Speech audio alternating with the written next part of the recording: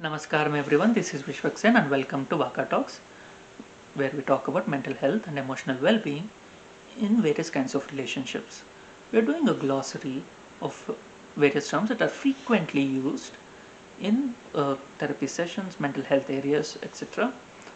Today let's talk about trauma bonding. What is trauma bonding? Trauma bonding is a deep emotional connection that a victim develops with their abuser. There is this very deep emotional connection. So remember Rapunzel with the witch. The witch has been abusing Rapunzel. Yes, Rapunzel develops a bond with the witch, assuming that she's the mother, and there is a bond until she has someone else to break her out. There is Beauty and the Beast. Belle develops close emotional bond with her abuser. Well, whether or not the beast has a heart or not is secondary, but she develops a bond with her abuser, Stockholm Syndrome, where the victim develops a very strong emotional bond with their abuser because the abuse kind of has been normalized in their lives. So they see it as the baseline. The abuse is the baseline, and always in every abusive relationship, there are some good parts peppered in between, and these give them a spikes in dopamine. These causing them to bond with their abuser very closely, forming a very close emotional bond with their abuser. So oh, why is it important? In a narcissistic relationship, there are these beautiful moments peppered in between. There are breadcrumbings. There is the love bombing phase in the beginning, and there is few love bombing phases in between. Whenever the victim leaves the abuser and they hoover them back in, there is a small love bombing phase again. So there are these small beautiful pieces of the otherwise very dark puzzle, and these small pieces of kindness, of care, of gentle care, and of love makes the victim form a very strong emotional bond with their abuser. So they form it for various reasons. They might because they have already resigned, that okay, this is going to be my life, this is my life, I cannot get out of it.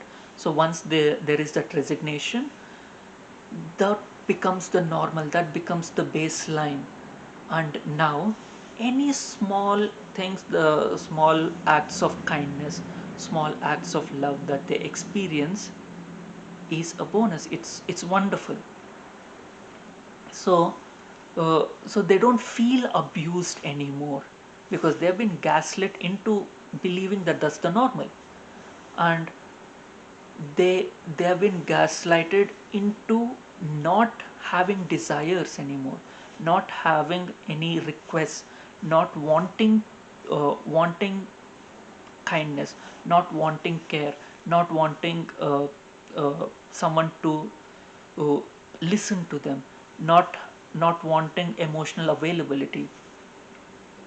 So once in a while, when there is some form of love, or there is always cognitive dissonance where they justify their abuser's behavior, and now that the abuse has become the normal, they don't need cognitive dissonance anymore because that's they've already established that is this is the normal.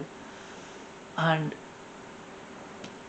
and any positive thing that happens in their life, they grab onto that and use that to bond with the abuser. there is a very, very, very strong bond. And with this, it becomes very, very difficult to break the bond. And there sometimes there are other factors also falling into the picture. If you have a kid with the narcissist, then there is a bond with the kid, yes, even if the narcissistic parent uses the kid to in triangulation to keep you under control further, to destabilize you further. The kid, you have some experiences with the kid that are beautiful, that you cherish. So that tangles up into your relationship with the narcissist. So for various reasons, it is a very, very uh, complex state of mind, complex bond that you have formed with the abuser, with the narcissist, which is very, very strong and very deeply emotional for you. The narcissist, for the narcissist, there is no emotional connection. They can snipe at this bond at any point of time. That's what makes the narcissistic discard even more painful, because this trauma bonding keeps you entangled very in a very emotionally deep state with the narcissist. And and we lose a lot of our energy, lot of our self-worth, lot of our individuality in maintaining this bond. And and we don't want it to break, because there are a lot of factors that fall into picture, and it has a very complex dynamic situation. And there are other enablers of the narcissist also play a role in maintaining this bond and strengthening this trauma bond, because as long as a trauma bond is there, we feel that we are dependent on the narcissist, we are dependent on our abuser, and we only deepen the bond further the longer we stay in there. And it's an extremely toxic bond, and it's an extremely emotional bond, it's an extremely strong bond, and it's very difficult to cut the bond. And after cutting the bond, we feel miserable and empowered at the same time. And cutting the trauma bond is important for a healthy life, healthy emotional life, and for us to lead a life where we are not always on the lookout, where we are not always abused. We need to cut the trauma bond to learn to live a normal life. Thank you. If you like my content, please hit the like button and share your experiences in the comment section below. And please share this video with people that you feel would benefit with my content. Please subscribe and hit the bell icon. Thank you.